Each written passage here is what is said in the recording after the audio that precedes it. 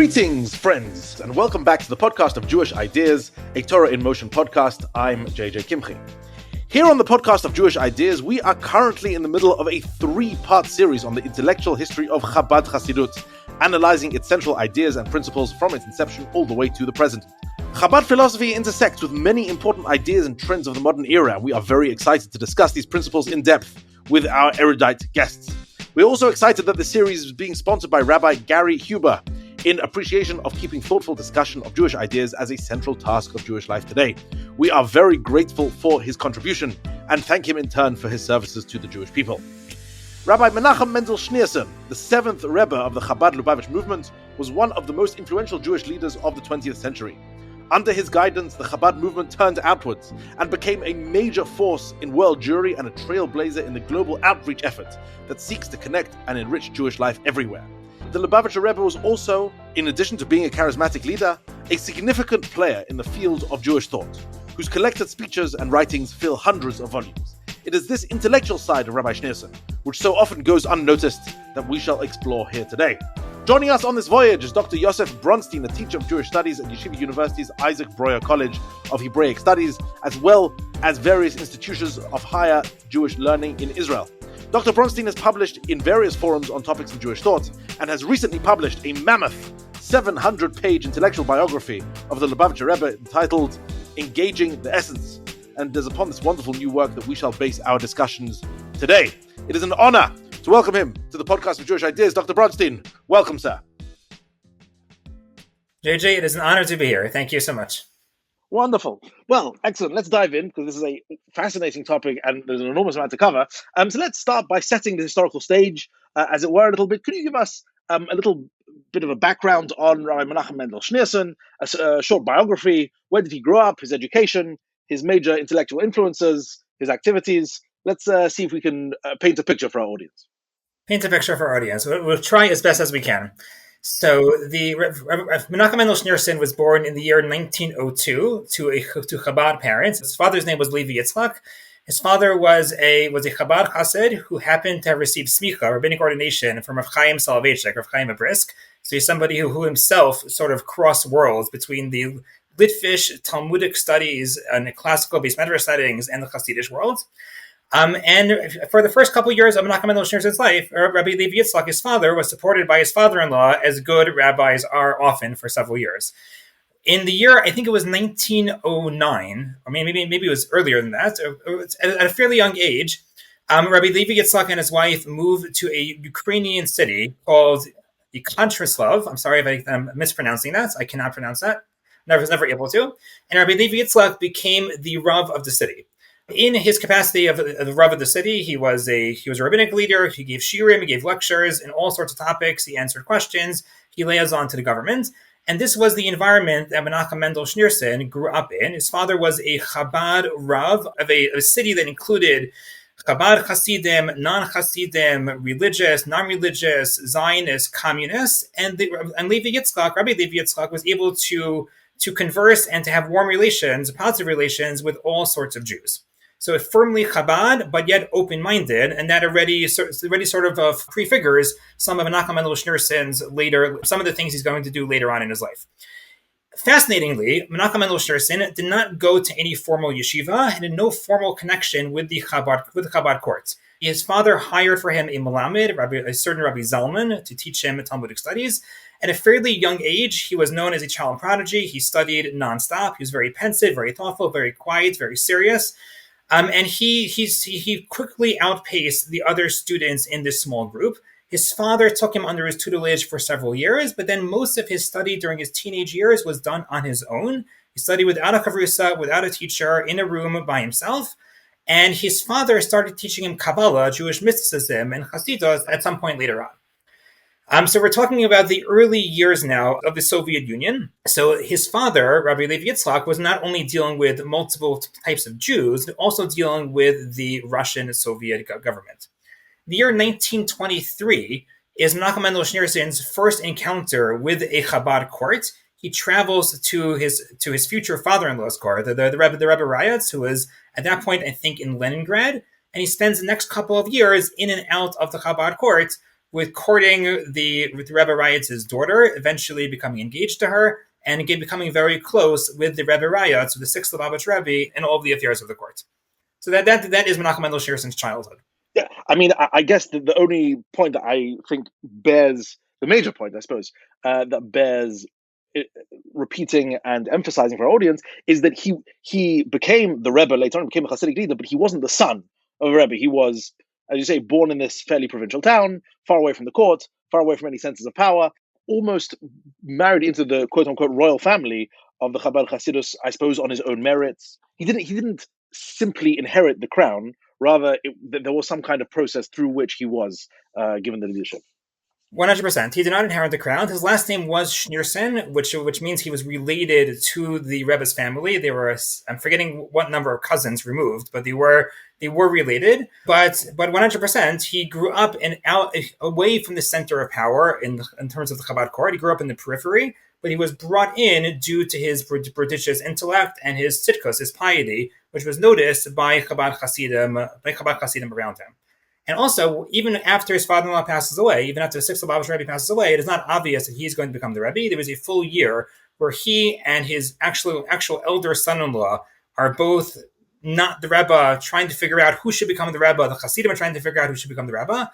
And it takes a full year for it to become clear, for the Hasidim to sort of impress on Menachem Mendel Schneerson that he needs to become the seventh Lubavitcher Rebbe. And that's in the year 1951. Already in America. Before we get there, though, there's a fascinating and very important chunk of his biography between 1917 and 1950, where he does some extraordinary things that make him really stand out among Hasidic leaders. Could you elaborate on that? 100%. So thank you for giving me the opening. Even as a young student in his hometown, under the tutelage of a Melamed, of a private teacher, and a Cheder, under the tutelage of his father, and studying on his own, he studied mostly Gemara, Talmudic Studies, and Kabbalah and Hasidism. But at the same time, he was interested in secular studies. He was interested in astronomy, interested in the sciences. He learned languages. Again, he was extremely intelligent. He was a child prodigy, and he was a very, very diligent student. And he was interested in all of these matters. And you could see it in his writings from a very, very young age. In the year 1927, when he's already engaged to the sixth Lubavitcher Rebbe's daughter, he goes off to Berlin, and he enrolls in the University of Berlin. And for the better part, I think for the next 10 years, he is in and out of university settings, first in Berlin, and then when the Nazis come to power, he and his then wife move over to France. And he studies all sorts of things. He studies general philosophy, he studies sciences. Eventually, he emerges with a degree in electrical engineering. But he takes a lot of courses in both material sciences and theoretical sciences and general philosophy. And he really gains a very firm grounding in secular education. And not only that, but in the universities in Berlin and Paris, which were, during the Weimar years, the world centers of intellectual activity. 100%. And he references later on in life in some of his letters that he learned with Heisenberg. He learned with the top theoretical physicist of his time. And that's where some of his ideas about the relationship between Torah and science, which we may or may not get to later, started forming. But it's important to note that there was some speculation that when he was in university settings in Berlin, that he wasn't necessarily connected with the Hasidic community. Maybe he was deliberating if he should leave Hasidus or leave Orthodox Judaism entirely. This seems to be entirely not the case, because after he passed away, they found in his office a booklet or a notebook, or series of notebooks that's called Reshimot. Reshimot literally just means notebooks.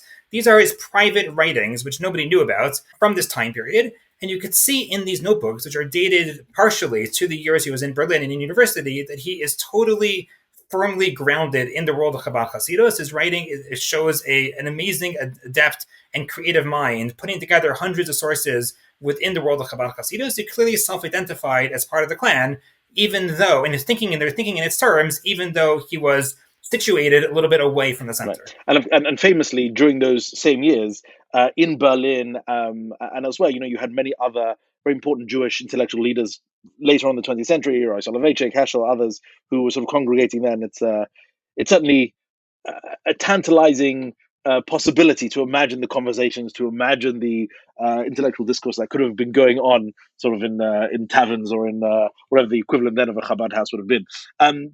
Anyway, so let's move on. So he comes to the United States and eventually does assume the leadership of Chabad Hasidut. And so this takes us from the 1950s until his death, I suppose? until 1994 he passes away. In 1992 he has a debilitating stroke and he can no longer speak. So the Torah part, his teachings as a Rebbe, are from 1951 until 1992. All right. From that time where he lands in the United States, and obviously assumes leadership, he is located in the headquarters in Crown Heights in Brooklyn. You mentioned his teaching there in his Torah, and before we get to the content, I think it's important to note the form in which it was given over, because that is important. Let me ask you this: how were his teachings given over, and do you believe that the form in which they were given over is important in that case? Meaning, could it have been otherwise, or no? The type of teaching that Rabbi Menachem Mendel Schneerson were giving over, it was necessary to give in that sort of format. I mean, how close are form and content when it comes to teachings of the Lubavitcher Rebbe? That is a great question. And let me start first with just the facts in terms of what the form is, and then maybe how it influenced the nature of the actual teachings. So it's important to note that, as you mentioned, Rabbi Menachem Mendel Schneerson, the Lubavitcher Rebbe, did not write monographs. He did not write full books. Most of the writings we have from him are letters. There are over 22,000 letters, and they're still publishing. They're still publishing more. So that is what we have from him in terms of his writings. He did write some other things here and there, but the vast bulk of the corpus of teachings from the Lubavitcher Rebbe emerged from discourses delivered at Farbrengens. A Farbrengen is a Hasidic gathering. In Hebrew, it's a hitva'adut, when people come together. It includes some food, maybe perhaps a little bit of drinking, though the Lubavitcher Rebbe tried to limit that at the official Farbrengens in 770. It's something called Takanas Mashkin, the enactments of Mashkin, of alcohol, which limited the amount of alcohol that was to be drunk. And it really focused on singing songs, singing to Hashem, feeling together with other Hasidim, feeling together with the Rebbe, and the highlight were the Rebbe's teachings. And at these Farbrengens, the Rebbe could speak multiple times. Each time could be for over an hour. Some of the speeches were shorter, some of the speeches were longer, but he could really speak between 4, 5, 6, 7, sometimes even more hours at each Farbrengen. And it's important to note that therefore the majority of his teachings were given over to a living community, to live Hasidim in a live setting. They were not really ivory tower teachings. The reason why this impacts the nature of the teachings, I don't think it impacts the actual ideas or the concepts that he believed and that he wanted to relay, but it impacts the weight and the way he said them over. Meaning, if you want to describe an intellectual biography of the Lubavitcher Rebbe, if he wanted to do that himself, he would start with some key concepts and then move on from those key concepts to the derivative concepts, which is really what I tried to do in the book. But because he was speaking on the Parsha or about the particular holiday to a living group of people that were dealing with actual real things in their lives and real things in their world, he often chose his topics that were relatable or meaningful for the people that were in front of him. When there was a war in Israel, for example, like now, he would often speak about Eretz Israel, about the land of Israel, about wars. When something was happening in the news, he would speak about that. When Neil Armstrong landed on the moon, he spoke about that. When there's a particular parsha, he spoke about that. So the teachings are all there. The concepts are all there. The concepts are all deeply rooted in Chabad Hasidut, but the particular constellation of ideas and of homilies that he would discuss at any particular Farbrengen could be determined by the time period and by the people that were there. And of course, within his philosophy, that is hashgacha pratis, that's divine providence, in terms of what is happening in the world, what is happening to people in front of him, what is the parsha of the week, what is the holiday. All those things come together. It's for a divinely ordained, almost predestined type of teaching that is particularly relevant for that moment. Right. And what is interesting about this oral form, I suppose, is that it makes it quite difficult, at least I find, to argue the merits or demerits of the Lubavitcher Rebbe's philosophy. In fact, it makes it very difficult to do what you have done, which is to give an overarching account of the philosophy itself. Because you take another thinker like those I mentioned before, Heschel, Soloveitchik, other thinkers who are prevalent in the mid to late 20th century. So many of them wrote, you say, monographs, which have a beginning, middle, and end, which make a point, which try and buttress those points, and therefore you relatively easily construct a philosophy and then critique it, give it strengths and weaknesses, etc. Whereas the issue here, as it seems to me, is that the Lubavitcher Rebbe's philosophy defies encapsulation to a certain degree, and therefore makes it quite difficult to assess. Would you agree with this? I would agree that it's difficult. I would disagree that it can't be done and it can't be assessed. I think. Well, I would hope so, because you've just spent 700 pages doing it. So yes, 100%. And I had to limit myself. I employed the koach hatzimtzum, the power of constriction, to constrict it. I do think that there is a very well thought out systematic philosophy which has certain key concepts that derive from rabbinic literature as a whole and Chabad philosophy, Chabad thinking in particular. I think it's all traceable and it's all able to be reorganized into a system of philosophy. And there are some cases, the Lubavitcher Rebbe himself did this. There are two types of discourses he would deliver at a Farbrengen. Mostly what's called the Sicha, a talk about the Parsha, whatever it is, about current events, about Torah. But there's also something called a Maimar. A Maimar is a more in-depth Hasidic discourse, mostly heavily sourced in Kabbalistic and the more metaphysical, spiritual Hasidic teachings. This had its own format, its own chant. All the Hasidim stood up. It was assumed that the Rebbe was channeling some type of divine presence, some type of Ruach HaKodesh, of Holy Spirit, when he was speaking. The Rebbe would speak with his eyes closed. He would sit down. Everybody else would stand up. Only a Rebbe could deliver a Maimar. So in these Maimarim, it's usually not about the particular parsha or events of the week. Rather, they are straight on Hasidic discourses where he's describing the foundations of Chabad philosophy as he understood them. One such discourse, he himself entitled Inyana Shel Torah Hasidut, the essence, the topic, the matter of Torah Hasidut, of Hasidic discipline, of Hasidic ideas. What is the essence of Hasidism now that we've had 7 generations of Chabad, the Maggid Books, and the Baal Shem Tov before? Could we define what the essence is? Could we define what it's trying to accomplish? Could we define the mission and the goal in relation to the nature of the teachings? And he does that exactly over the course of 30, 40 pages, heavily footnoted by him after he said it over. So he sort of does give you the structure of his own teachings. And then you have to go ahead and find, here are 30, 40, 50, 60, 100 discourses that he delivered about this topic. Let's put them all together. Let's see what the core ideas are. And then you sort of have to dismantle them, disentangle them from the parsha of the week. And then you could really have a system of philosophy. And I think it's up to the readers of the book to determine if I did a good job or not do a good job. But I definitely think there is a system there. In which case, let's dive into the system itself. There are various points of entry, I assume. The one I'd like to tackle is perhaps theology. In other words, in the eyes of the Lubavitcher Rebbe, of the seventh Rebbe, what is the correct way of portraying or understanding the relationship between the divine and the human? That, in the broader sense, what is the outstanding theology or basic theological beliefs of Rabbi Menachem Mendel Schneerson? So by theology, you mean the nature of God and God's relationship to the world? Let's say that, sure.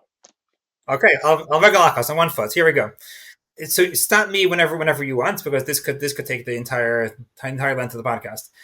If you look at general Jewish thought about the relationship between God and the world, so if you read Tanakh, you read the Bible, the impression you get is that there is a God. God creates the world. God is not the world is not God. God interacts with the world. He descends into the world. He speaks to people in the world. Does all sorts of things in the world. He controls the world. But God is not the world is not God. And that impression that you get from reading the Bible is there in rabbinic literature as well, and it is accented or amplified by Maimonides, by the thought of the Rambam, where he says that God is so distinct from the world, so distinct from everything in this world, that you can't even describe God in any positive terms. You can only describe God negatively. God is not a chair. God does not exist. God, no human term that we have could actually describe God. So that makes God super transcendent, super abstract, and the world is down here somewhere. What Hasidic theology in general taught, based on some lines in the Zohar and more based on the Arizal, is that this dichotomy between God and the world is not necessarily as hard and stark as you might think. That there is an aspect of God that is Soviet Kolamin, that sort of transcends the worlds in a way that we can't understand. But the way Rav Kook put it, at least, was that Spinoza's idea that everything in the world put together is a manifestation of divinity, that is inherently, when it's cleaned out of its dregs, a Jewish idea that was brought into the world by Spinoza, but which is actually affirmed to some degree by Hasidic teachings. And that means that when you walk around the world, you see diversity. You see a computer, you see a chair, you see a desk, you see a bed, I see JJ, you see whatever you see, but really behind everything is a single essence, a single presence, and that presence and that essence is God.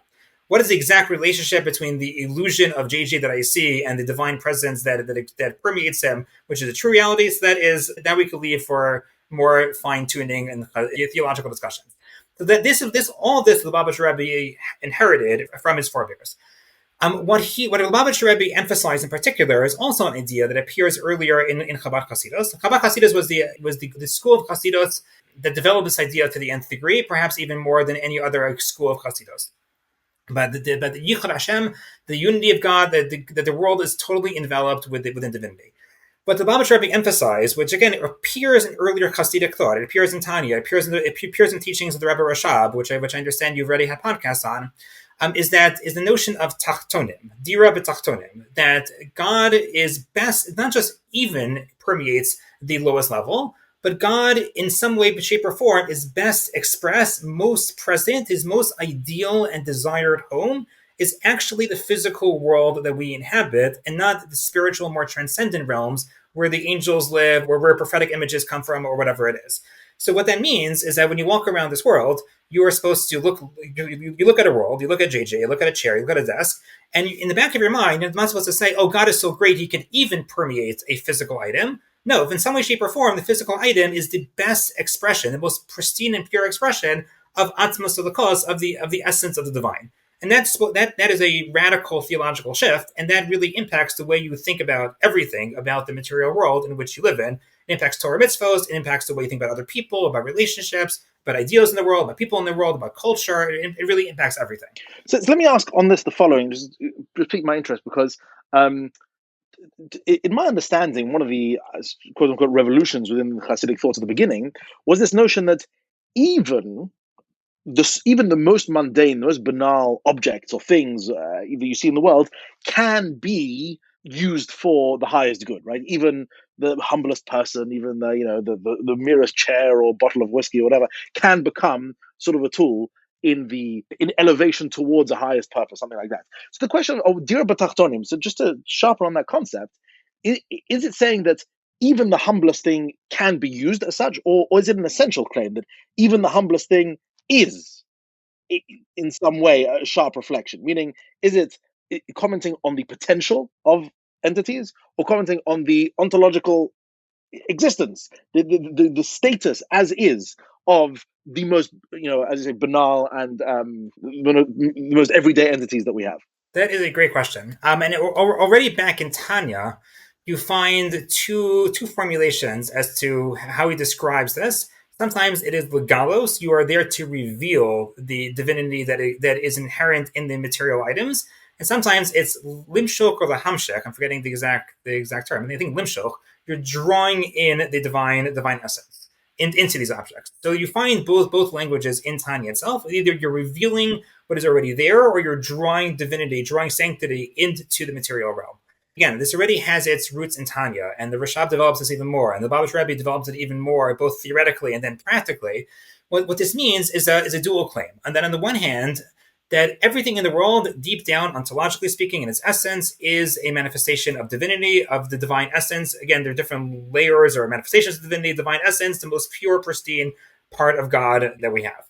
But on the other hand, this world is the world. The Hebrew word for world is olam. That also shares a root with ha'elim, with hiddenness. The world conceals its divine source.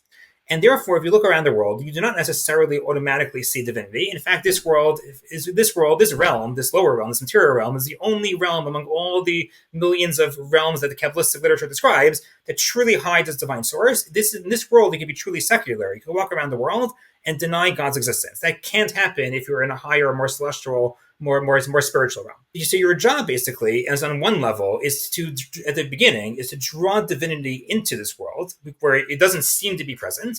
But what that does is that demonstrates at the end of the process, what you're going to realize is that really divinity was always there for you to reveal. So yes, you have to do a mitzvah with a physical object to draw divinity into it. But once you do that, what you're going to realize is that the divinity was already inherent in that physical object. It just wasn't accessible to the average person. And this is exactly what the messianic reality is about, and what the whole cosmic process of Torah mitzvos and exile and redemption is about in Chabad thought, is to make that shift. That when we do mitzvos, this is what Tanya already describes in chapter 37, you're drawing divinity into the material world. But we don't necessarily see it. You don't see the divinity in your tefillin or in an object you do a mitzvah with or another person necessarily. You might have flashes of it. You might feel transcended here or there, but you don't see it on a regular basis unless you happen to be a very spiritually attuned person. But the messianic reality is that all the divinity that we drew into the world, that we brought into the world, becomes apparent for all to see. That is a dira b'tachtonim. Like the same way somebody's fully present, fully comfortable, fully at home and at peace in their abode, in the place where they live, God is going to be fully at peace, fully at home in the material world.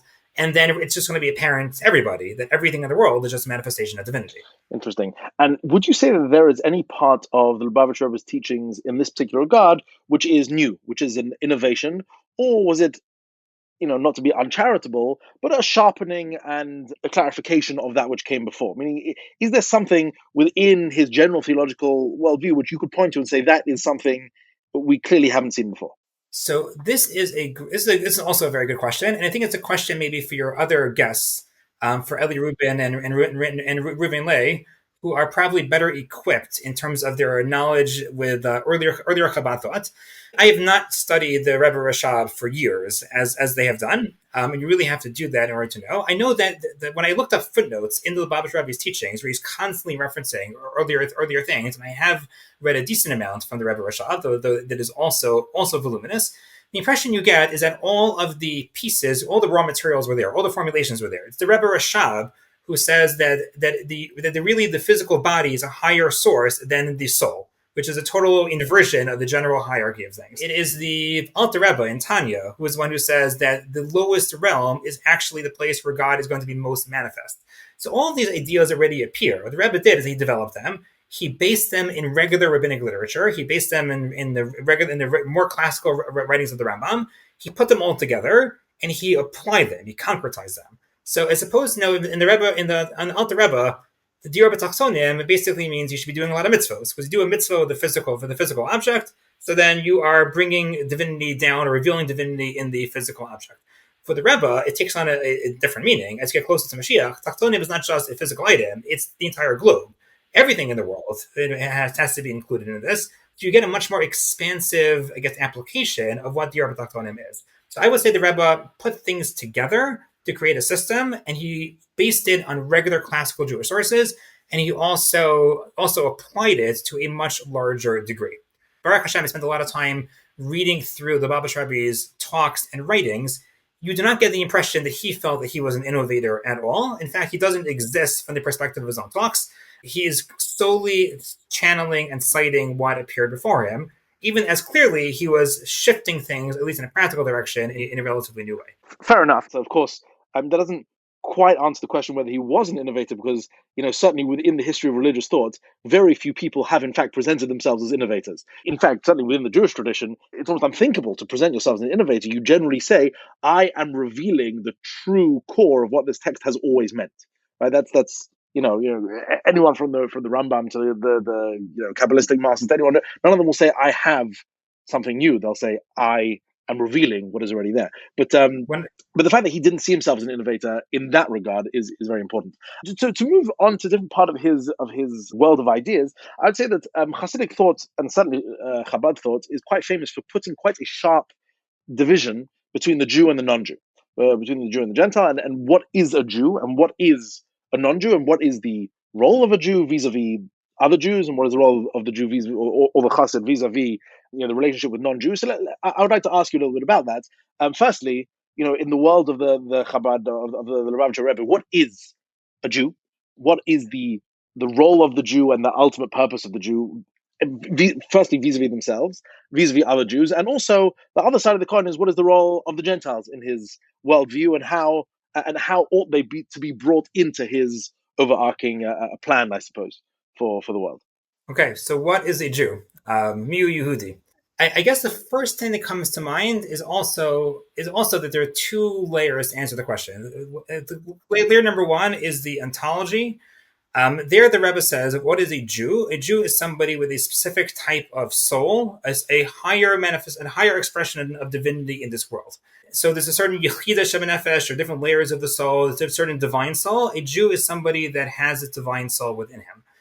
If you ask what is the purpose of that Jew, the Rebbe has some talks where again, we're always going back and forth with ideas, where he develops the idea that a Jew is essentially important. The same way you can't ask, why is there a God? Similarly, you can't ask, why is there a Jew? A Jew is a mamish. It is an expression of divinity in this world. And therefore, there is essential importance for the Jew. You shouldn't necessarily speak of Jews in terms of their role. But at the same time, the same way God has a role vis-a-vis this world, he wants to create a Dior B'Tachtonim. He has a taiva, a desire for this Rabbi Dr. A Jew in this world also has a role, and the role is to reveal divinity in this world, to reunite God and this world, so to speak. The way to do that is through a lifestyle of Torah mitzvos, and that has to be developed. Why a lifestyle of Torah mitzvos of a particular flavor is the best way of reuniting God in this world? But I guess that would be the short answer to the question, on one foot, as to what is the definition of a Jew and what is the role of a Jew. In terms of Gentiles, the definition of a Gentile is therefore somebody that doesn't have the same soul as a Jew. There is a divine soul within Gentiles. That idea already exists in the Alter Rebbe's writings, but the divine soul is a lower expression of divinity than the divine soul of a Jew. What is the role of a non-Jew in this world? Exactly the same as the role of a Jew. To bring divinity down to this world, to recreate this Dir B'Tachtonim. Just non-Jews can't do it to the same degree as Jews can, and therefore they are more limited in terms of their potential. They're more limited hardware, and therefore they're more limited in terms of their potential to bring divinity down to this world. And therefore they only have 7 mitzvos and not 613. But that being said, the Lubavitcher Rebbe worked very hard, both within the Rambam, within the prophetic literature, within the prophets, and within rabbinic literature more generally, and even within Chabad thought, which was a little bit harder, to have a more expansive role for non-Jews than you might think through a cursory glance at a selection of the sources. And would you say that, again, this is somewhat speculative, but of course, it is not coincidental the Rebbe himself had lived among non-Jews, sat in classrooms with them, discussed with them, had non-Jewish teachers. It's, of course, something very dicey for any kind of intellectual historian to try and pinpoint ideas based in the biography of an individual. But do you think that would have helped? Meaning the fact that he didn't live his whole life inside some sort of cloistered bubble, but rather had genuine interactions with the real world. Do you think that opened his eyes to the possibility of statements like there is in the Talmud of Chochmah B'Goyim Ta'amin, that there is the possibility of non-Jews as being repositories of wisdom, perhaps of ethical excellence, perhaps of other roles that are possible, and therefore, as you say, would lead to perhaps a more charitable interpretation of their true role in the world, certainly in relation to how they've been portrayed in other Chabad literature? So the answer is I don't know. I can speculate. Just as you can speculate, it's a valid speculation. In general, about the Lubavitcher Rebbe, we get very, very little of his own inner thoughts. He hardly ever spoke in first person. He hardly ever revealed anything. Usually, when you're doing an intellectual biography of somebody, you have things they said in private to their family members or behind closed doors to their close students. Here, there is nothing. Basically, more or less nothing. So it's hard to know how much his personal life impacted his thought. But what we do know was that the time period he lived in, and particularly living in America, in a post-World War II era, that definitely impacted his thought, in the sense that the messianic reality of a Dir B'Tachtonim, he understood to include everybody, Jews and non-Jews. Tachtonim means everybody in the world. He saw that America was a superpower that was based on biblical values. He saw that relations between Jews and non-Jews were much more cordial, much more friendly in America than they had been for the past X number of centuries in Eastern Europe, where he came from. And he saw all of these things coming together to create an opportunity to say, now is the time when we have to apply these halachos, these rabbinic rulings, these ideas that were always there, but they were never in the front and center of the Jew's mind because of the environment they're living in. Now that we're living in America and Western countries, and we're getting closer to Mashiach, now is the time to actually implement these things in a very, very straight and direct fashion. Interesting. There's much there, and I want to talk about it a little bit later. Before we do, I'd like to ask about the Lubavitcher Rebbe's teaching regarding leadership, and specifically also the role of himself, of the Rebbe, of the Tzadik in the Hasidic mind. He has this reputation, the Lubavitcher Rebbe, of a great creator of leaders, right? Someone who empowered people, who sent people out to all corners of the world, encouraged leadership. There's a famous story told by Chief Rabbi Jonathan Sachs, the late Chief Rabbi, who said, related a famous story that when he was an undergraduate in the late 1960s in Cambridge University and considering perhaps a career in the rabbinate, he went to New York and visited the Lubavitcher Rebbe, and the Rebbe asked him, asked him about Jewish life in Cambridge University, and Jonathan Sachs apparently said something along the lines of, well, the situation in which I find myself. And the Lubavitcher Rebbe stopped him and said, you don't find yourself in a situation, you create a situation. Right? This is sort of an oft-repeated story about him, and I think exemplifies the degree to which he emphasized that and emphasized, not reactive recipients, rather active participants in their situation, and have the ability to lead and have the ability to create and change situations. So I suppose the question would be: did he have, I would say, a doctrine or elements of his thought that particularly pertain to leadership? And the second half of that question is: did he have his own ideas on what the Hasidic leader, the Tzadik, the Rebbe, the sort of the man, the center of a Hasidic cause, what that ought to be or what that ought to look like? So a double-headed question. What a question. So but luckily for me, I think they're related. So let's start off with the notion of the ideal leader in Judaism, which for the Lubavitcher Rebbe was going to be a Hasidic Tzadik.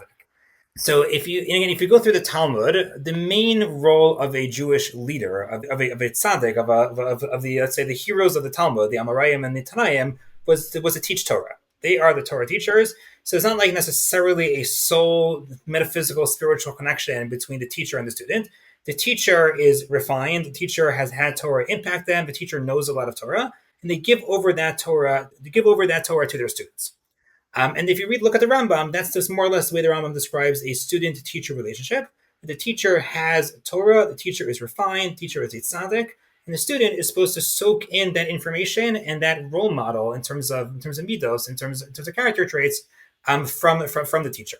The Hasidic world in general, again, the Rebbe developed this, but this doesn't start with the Rebbe, assumed several unique things about the tzaddik. Number one is that there is a soul connection, a spiritual connection between the Rebbe, between the tzaddik and the Hasidim and the followers of that tzaddik. What that means in different Hasidic doctrines can mean different things. It means when the tzaddik goes up in his spirituality, he elevates everybody with him. When the tzaddik has a bad day, everybody might go down.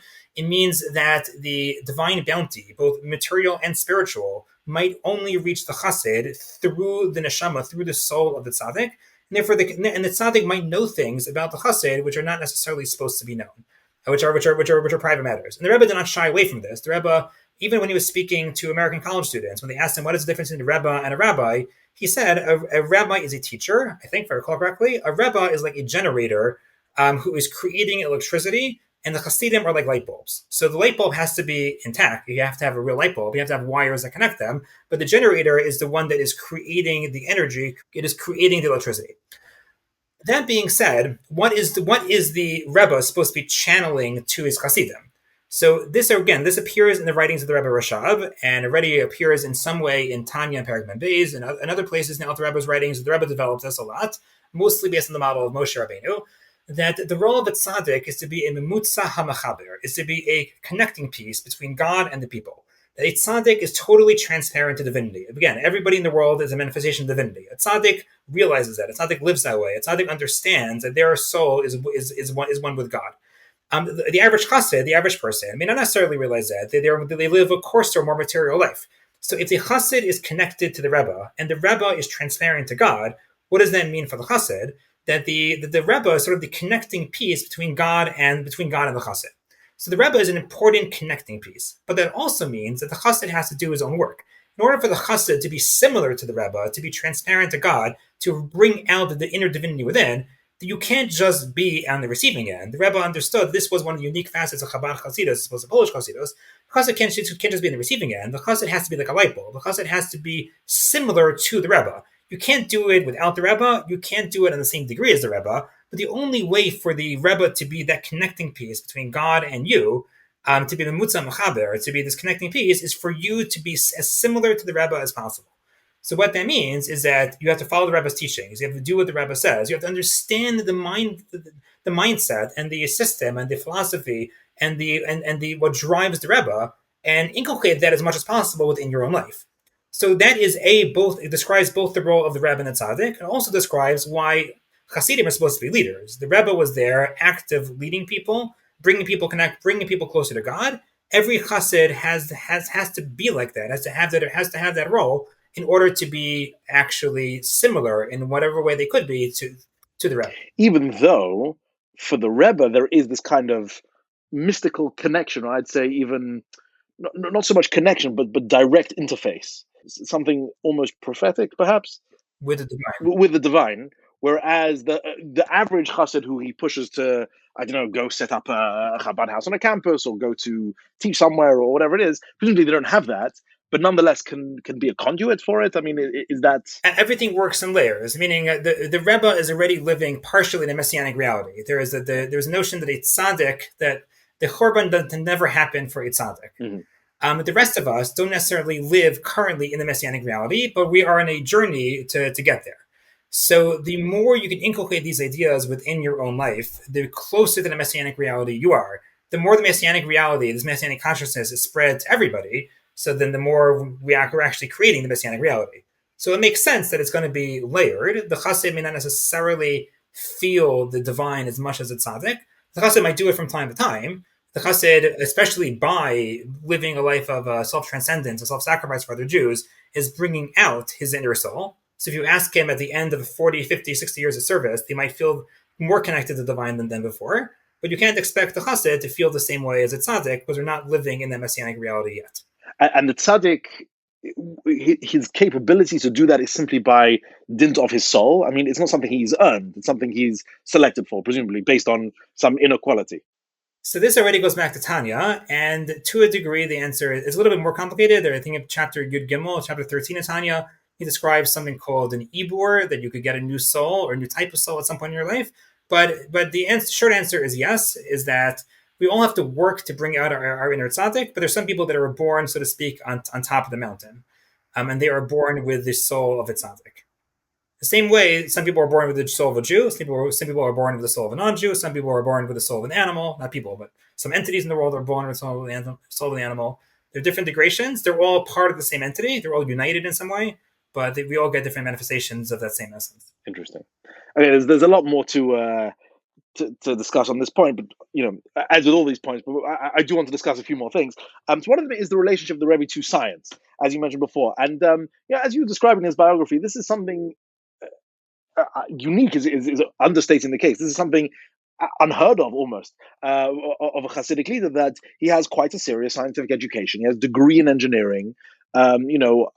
Studied both theoretical and philosophical aspects of science. And so the question then becomes, firstly, I mean, to what extent does this come out in his teachings? To what extent do you see the fact that he has wrestled with, or firstly understood just mechanically, but also wrestled with questions regarding science?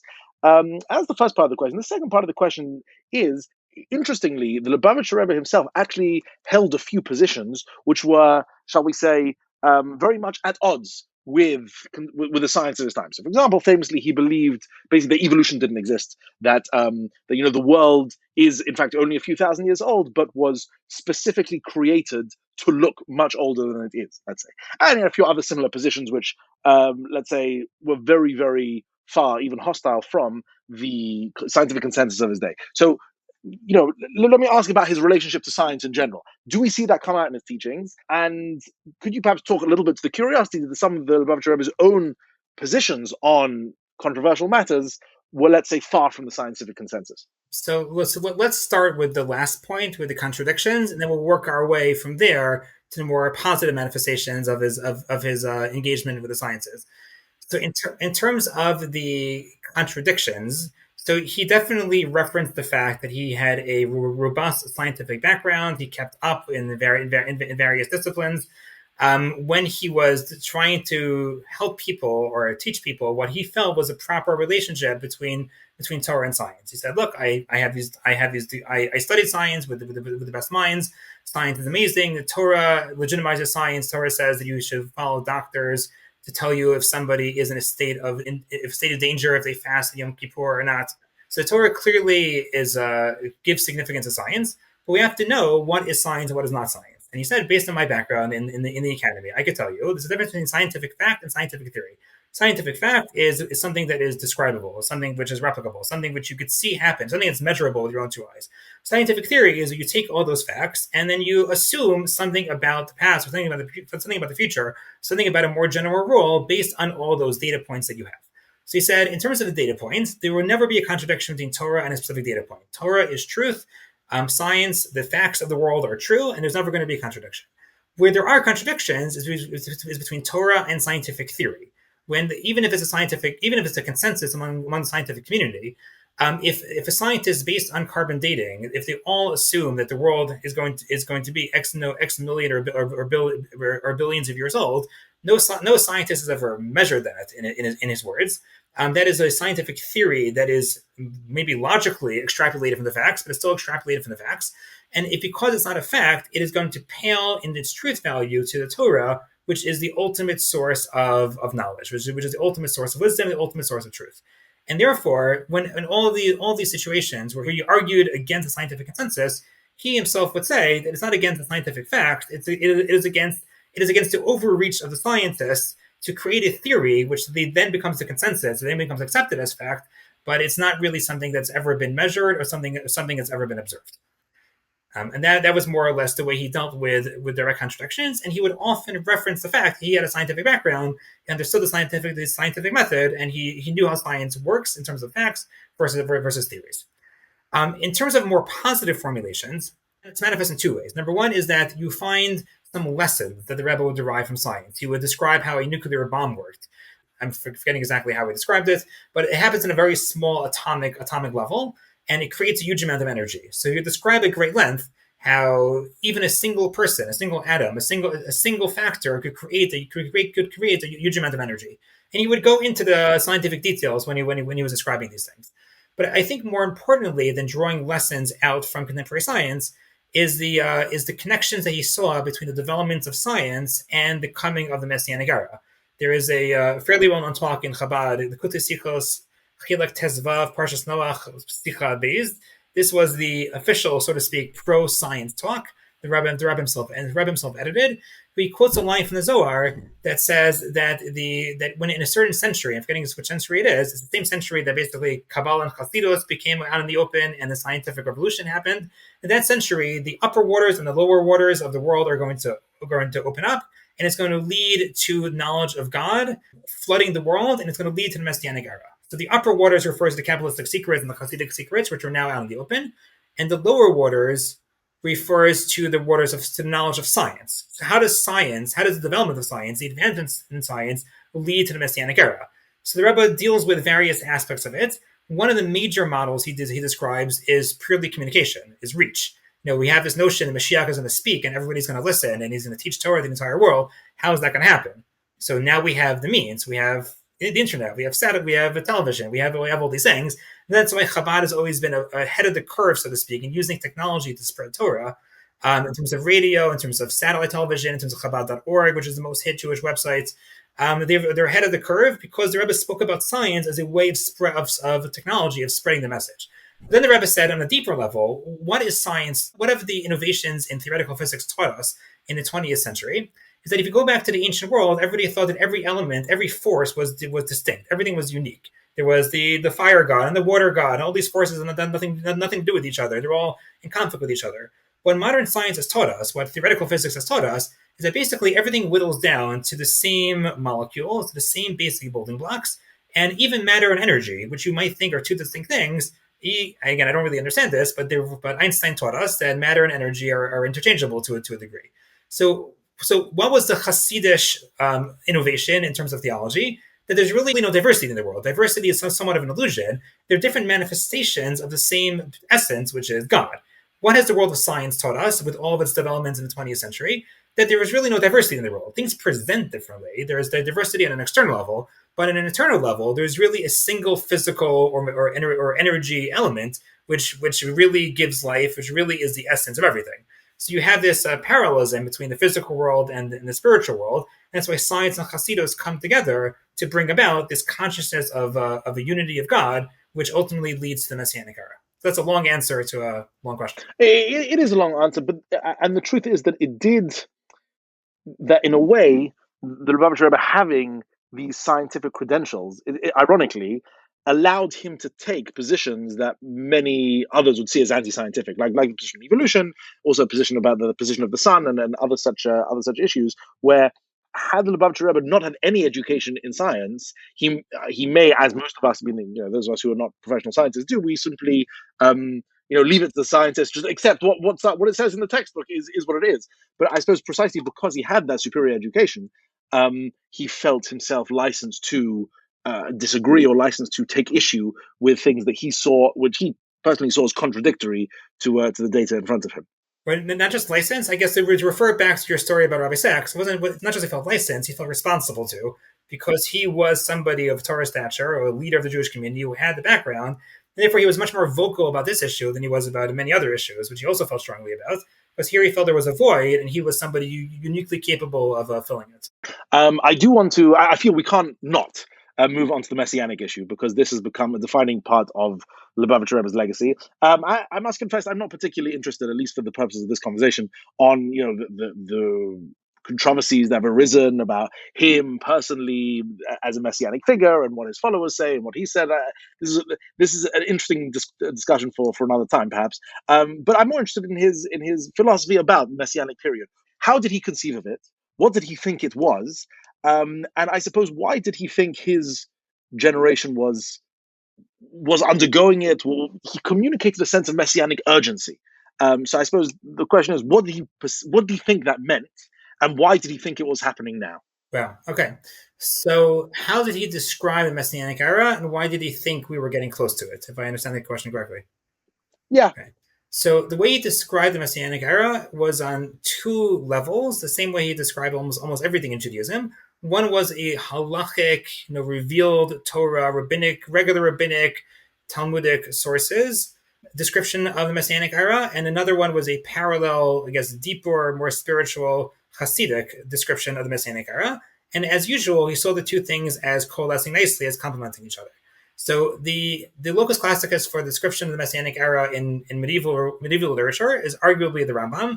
The last two chapters of Hilchos Malachim, the Laws of the Kings, the Rambam describes what he feels the Messianic era is going to look like, as much as one could predict such things. He himself says we're never going to fully know what it's like until it actually happens.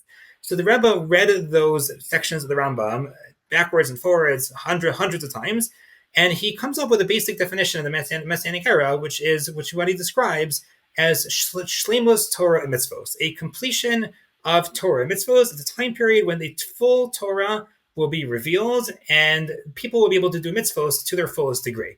That is basically a perfect world. That is going to necessitate world peace. It's going to necessitate physical, material bounty, so people have time to learn Torah and do mitzvos. It's going to necessitate a time period when there's no more jealousy, there's no more competition, and things of that sort. So it's a perfect world, which will then allow the Jewish people, allow the entire world to learn Torah, study Torah, and do mitzvos to the ultimate degree. Why are those things important? Because in Hasidic literature, when you do a mitzvah and when you study Torah, you are encountering the divine. You're bringing the divine into the world. You are revealing the divinity of the material world. And therefore, in Hasidic literature, arguably most importantly for the Rebbe in Tanya Perek Lamed Vav, in Tanya chapter 36, the Messianic reality is described as a time when God is no longer hidden and God is fully revealed. And when you walk around this world, the worldview that we described before, that you see divinity permeating every aspect of this world without neutralizing it. I mean, J.J. Kimche will still exist, but I will be able to see divinity appearing through you, and I will still exist, but you'll be able to see divinity appearing through me, and that you walk around the world and think about that in terms of everything. That is the more spiritual Hasidic layer of the definition that the Rambam gives. So that is the description of the Messianic reality, the 2 or 3 minute version. Let me ask you very specifically on that word shleimut, because I find that fascinating, because of course that has 2 potential meanings. That could mean the perfection of something, but it could also mean the completion of something. So, in other words, shleimut Torah mitzvah, does that mean that the world will now be perfect and the Torah mitzvah will be the conduit through which this perfection is achieved? Or is shleimut meaning, no, the completion of it, meaning that it will be rendered obsolete? That the purpose of Torah and mitzvot, which is to, let's say, I don't know, put it crassly, sort of bring divinity into an imperfect world, or bring perfection into a perfect world. But if the world is perfect, does that imply that there is no more need for what we would see now as the revealed religion, the practiced religion? Did he see the Messianic period as eventually brushing aside the need for the forms of religious practice and learning that we have today? So as far as I'm aware, the answer is no. Meaning, because these mitzvos are also essentially important, in the sense that God desires them. A taiva, a desire, is something which you can't necessarily rationally describe or attribute to a rational thought process. And therefore, these are things that are essentially important, and therefore they're always going to exist. I'm not remembering fully now. There is a rabbinic discussion in the Talmud. Mitzvos b'telos lasalav or lo b'telos lasalav. Are mitzvos going to be nullified in the future or not nullified in the future? The Rebbe has a talk where he does describe, if I recall correctly, certain details of certain mitzvos as changing when Mashiach comes, or sometime after Mashiach comes, when the world does reach the level of perfection, because more perfection has to be done, in the first period of the Messianic era. So there are certain details of certain mitzvos which were there more to combat the bad, as opposed to this essential divine desire, and therefore those things could fall by the wayside, or those things could be tweaked. But the essential mitzvos are not going to be changed in the future. Right. Okay, fine, fair enough. So something else I wanted to ask regarding the Messianic question is as follows. I mean, what is interesting a little bit about the Lubavitcher Rebbe's positions is that, as I say, he pushed this Messianic idea, and he emphasized it, and he highlighted it, and he instilled it in all his followers. But there was another powerful Messianic force that gathered steam in the final decades of his life, namely that of what might be called religious Zionism. Right, the return to the land of Israel, the victories in the Six-Day War, the 1973 war, the recapture of land, the recapture of the city of Jerusalem, the return of large parts of the entirety of the biblical homeland under Jewish sovereignty. For many, including, as you mentioned, the sort of followers of Rav Kook and his son of Tzvi Yehuda, for many, this was proof positive. This was the essence of this again, a messianic period which had gathered steam, which had suddenly gained an urgency. Like, we're seeing in front of our eyes events that justify and that even constitute the Messianic era as it is. And what's interesting is the Lubavitcher Rebbe had his own brand of Messianic teaching and hastening and urgency, but that seemed to be, and correct me if I'm wrong, to a certain degree disconnected from what events going on in the land of Israel. The Chabad headquarters remained in Crown Heights. And, the Rebbe didn't really encourage his followers to, go to Israel and take up arms and contribute to settling the land. I mean, these were things that, to my mind, don't seem to be a front and center at all of the Lubavitcher Rebbe's messianic vision. And so, I mean, my question is, firstly, is this correct? Were events that were happening in the land of Israel not really all that connected to his messianic vision?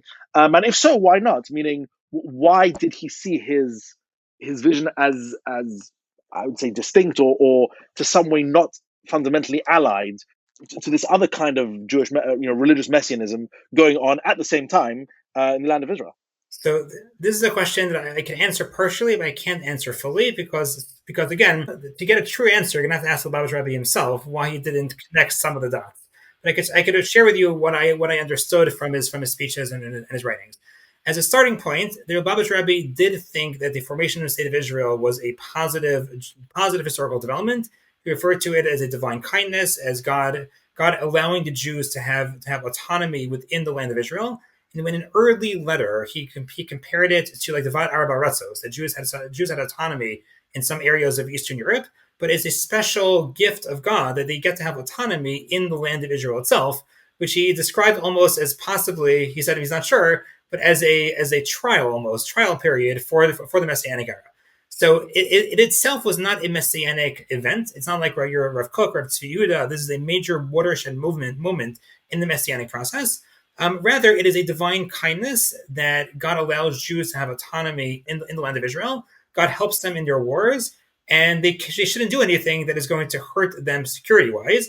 And once they gain land, they can't give it back up, because Jews, once God gives you land, you can't give it back to non-Jews. And therefore, in a practical political sense, Chabad is often aligned with the religious Zionist right here in Israel, but not in an ideological sense, because for Chabad, it's about security, it's about the inability to give up land once you have it, while for the religious Zionists, giving up land is a reversal of the Messianic process. So just for starters, the Lubavitcher Rebbe was a big lover of the land of Israel. He spoke about it a lot. Events in the land of Israel make up a decent percentage of his overall talks, but it is not messianically related. Why? Why is it not messianically related? So it happens on multiple levels. What the Rebbe spoke about a lot when he was critiquing religious Zionism was their description of their reality as a Schalta de Geula, as the beginning of redemption. The Rebbe did not think that having a secular Jewish government in the state of Israel, which was still very subservient to non-Jewish culture and to foreign governments, and was not a Torah-dic government, was considered a halachically or metaphysically a Jewish government.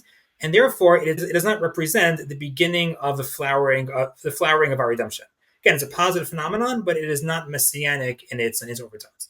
Also, the Rebbe felt that it was very dangerous to think that the state of Israel represented the beginning of the flowering of our redemption, the beginning of the redemption, for two reasons. Number one is because it distracts you from the main work.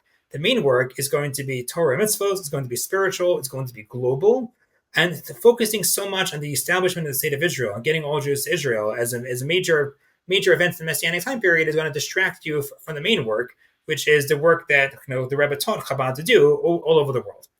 A second issue the Rebbe had with describing the state of Israel in Messianic terms was that, I guess it's related, it was that it changes the definition of a Jew. This is what he was scared about a lot, that a Jew is defined by a certain type of neshama, by obligation to Torah and mitzvos, and now a Jew is going to get a new definition, an Israeli. A Jew is going to be somebody that speaks Hebrew. A Jew is going to be somebody that has a certain accent. A Jew is going to be somebody that carries a gun or whatever it is. He was very concerned that putting the state of Israel on a pedestal and describing the state of Israel and things are happening there in Messianic terms was going to divert people from the basic definition of a Jew. So those are the dangers in describing the state of Israel as a Tegula, as a beginning of redemption. Why did the Rebbe think that it wasn't the beginning of redemption? The government the Rebbe thought was a secularized government. It's not something that's standing up to the test of Jewishness. But what about the return of the Jewish people to the land of Israel? Forget about the government. The prophets describe the return of the Jewish people. So here the Rebbe referred to the Rambam. The Rambam describes that that the beginning of the Messianic era is that there's going to be a figure, a Melech, a Mashiach, who is going to be Mikabet Yisrael. He is going to gather the Jewish people. And the Rebbe said, here we have Kibbutz Galios. We have a return of the Jewish people to the land of Israel, but we don't have a Melech. We don't have a king. We don't have a Messianic figure. And therefore, it's amazing there's so many Jews in the land of Israel. It's a great phenomenon, but it's not Messianic because it is not the right order of what the Rambam says. And it's not just the order of the Rambam. Having a leader, a Tzadik, lead the charge of the Jews back to the land of Israel is something that for the Rebbe was very important, because that is going to characterize and define the nature of what those Jews are going to do when they return to the land of Israel. That's in terms of why the Rebbe did not say that the Kibbutz Galios, ingathering of exiles, was currently happening. On the other hand, on the flip side, you can't ignore the fact that Dira b'Tachtonim, particularly for the Rebbe, means Tachtonim. It means the entire world. And those places that seem farthest from divinity is not the land of Israel. Places that seem farthest from divinity is New York City, our college campuses, is Timbuktu, is places that are around the world that have not yet seen the light of Judaism and the light of Torah. There might be Jews and non-Jews there that don't know the basics about God. And therefore, the Rebbe described how the main avoda, the main service for Jews when they're in exile, and particularly, he says, in the last generation, before redemption, which he described his own time period as the Dor Acharon Shagalos, the last generation of exile, the main work is going to be in Chutzlar. It's going to be in the diaspora, because that is where the global redemption is going to come from. The one exception that I could tell you, but the Rebbe describes something happening in the land of Israel. Maybe it's not the one exception. One exception I'm familiar with in Messianic terms is that after the Soviet Union fell, and there were 1 million Russian Jews that came to Israel without firing a single shot, peacefully, the Rebbe said, we are being toim, we are tasting the taste of the ingathering of the exiles, of Kibbutz Galios. So it's not Kibbutz Galios, because there's no Mashiach, there's no ingathering of the exiles, but at least we're tasting what it's going to be like when Mashiach comes. Like Friday afternoon before Shabbos, you get to taste the Shabbos. It is certainly suggestive, I'll put it mildly, that the Lubavitcher Rebbe saw that, yes, there were some of the ingredients there for a Messianic period, but it was lacking an individual, a single person, a single, charismatic leader who could unite these various elements and lead it himself. And that was lacking. And, as I said before, I don't particularly want to go down that messianic route and those particular questions. But I suppose the way you presented it here, one could understand why that might leave the door open for a kind of messianic fervor that anticipates one person, that centralizes the role of an individual. Because really, as you're saying, that's what's missing from this puzzle piece, is the leadership of a person as described by Maimonides in his laws of the Messianic period. Right. It's both the leader, but the lack of a leader is reflective of the type of society and type of government that exists in the state of Israel, which is a more secularized type of society. So it's not just a lack of an individual charismatic leader, it's what that does to the society as a whole, or how that's reflected in the fact society as a whole is a very Western secularized society. again, Chabad works here as it works elsewhere. It works in Israel to raise the level of religiosity, et cetera, et cetera. But it's the leader as reflected in the faults or the deficiencies of the society as a whole. And I suppose, our time has come to an end, sadly. But I'd like to ask one final point, which is something I ask many of my guests, which goes as follows: if you could sit down one last time, or in fact just one time, with the Lubavitcher Rebbe, have a good cup of tea with him, or a shot of vodka or something, and ask him something, what would it be that you would be asking? What would you want to clarify if you had a few minutes with him? So it would be something that we've hinted at or we danced around, but haven't actually discussed directly, and that is some of the, I guess you would say, cryptic formulations that he used, particularly in the last 4 years, about the imminence of Mashiach's coming, and sometimes even in present tense, that we are currently in Yemos Mashiach, which is to open up our eyes and see it. But then a paragraph later in the text, or maybe 5 minutes later in the speech, he would talk about the need to do tshuva, to bring the Messianic era. So there is a lot of, I guess you would say, tension in the Rebbe's later speeches about the predicted imminence / already living in the Messianic era, or this is something we're trying to bring, but we have no idea when it's actually going to come. And that's why you have different factions in Chabad about what the Rebbe actually said and meant about his own Messianic aspirations or the time period that we're currently living in. So if I would have the opportunity, I would love to sit down and just go through these texts one by one and ask him directly if he had a single meaning with each line and how they all coalesce together. Because he was clearly still had all of his faculties. He clearly meant something, and it's still machlokas within Chabad as to what he meant. Perhaps that was his intention, to keep his followers and his students forever poring over his works and trying to deduce their meaning. Okay, I'm afraid we shall have to draw the curtain here. Dr. Yosef Bronstein, thank you so very much for joining us on the podcast of Jewish Ideas. This has been a very enlightening discussion, and we look forward to your next massive project and seeing the results of that, whenever that may be. JJ, thank you so much for the very, very pertinent questions, and I very much enjoyed being here.